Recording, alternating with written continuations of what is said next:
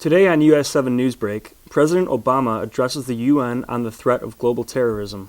Plus, millions of dollars worth of medical supplies arrive in West Africa to combat Ebola. And a university professor wins a prestigious grant.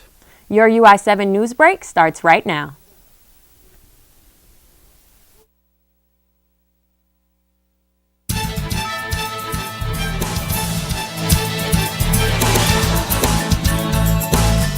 From the Richmond Journalism Teaching Studio at the University of Illinois campus, this is your UI7 Newsbreak, your U of I news source.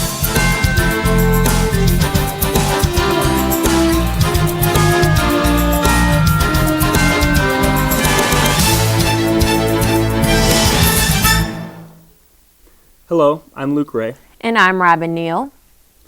Last week, the President spent most of his time addressing the UN General Assembly on terrorism. His priority was ISIS and other looming threats near the Persian Gulf. UI7 Newsbreak's Evan Kurland has the story.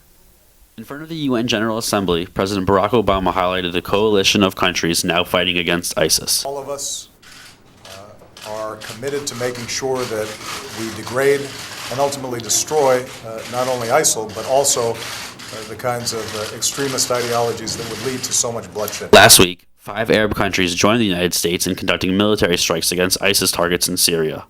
They hit training camps, weapon production, and command and control facilities. But the U.S. military also had some surprise targets in mind. It fired more than 40 Tomahawk cruise missiles from the Red Sea and the Persian Gulf. The majority of those, according to the Pentagon, weren't aimed at ISIS, but another extremist group called Khorasan, thought to be actively plotting attacks on Western targets. We know they were close. We know that they had a very serious intent to conduct an attack on Western targets, and that drove a lot of the urgency last night. The al-Qaeda-linked al-Nusra Front may have also been a target, though U.S. officials haven't identified it as such.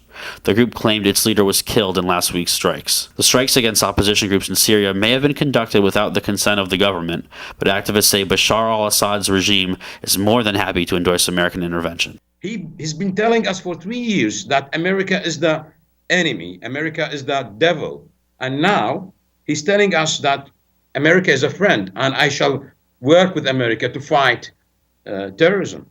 How can anybody believe him? How can anybody believe what's happening to us? It's not a nightmare.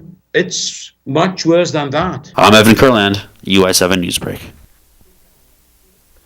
The deadly Ebola outbreak is crippling West Africa's healthcare system, and doctors there are badly in need of help. $6 million worth of medical supplies donated by humanitarian groups have arrived in West Africa. UI7 Newsbreak's Karina Rodriguez has the story. An international health crisis unprecedented in modern times. Ebola, Ground Zero, Liberia. The city, Kakata, a hotspot. As the Sunday service comes to an end, parishioners washing up with chlorine, the threat of the virus ever present. This young parishioner, Moses Kali, lost 13 of his relatives to Ebola, including his parents. The pastor tells his congregation, no shaking hands, no hugging.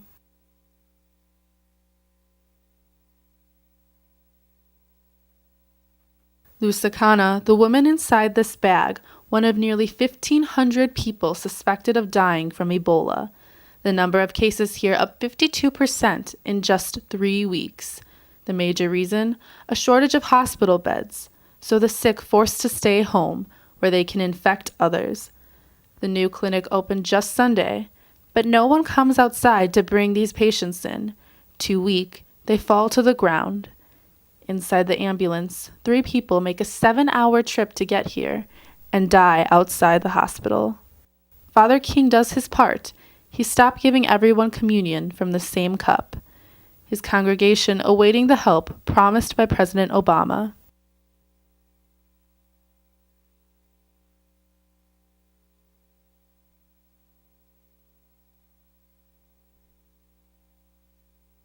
But they know relief won't come quickly.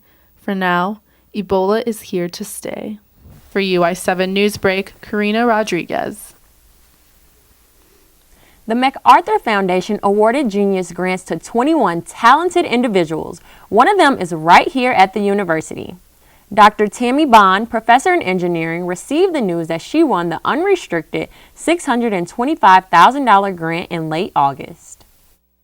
I was surprised is a mild word. I'm not really sure that the human psyche is made to withstand that level of surprise. Bond's research focuses on the global effects of black carbon emissions on the climate and human health, and how we can reduce them. She says she plans to use the money for projects that are exciting but normally would not be fundable. That's all the time we have for today. I'm Robin Neal. And I'm Luke Ray. This has been your UI7 Newsbreak.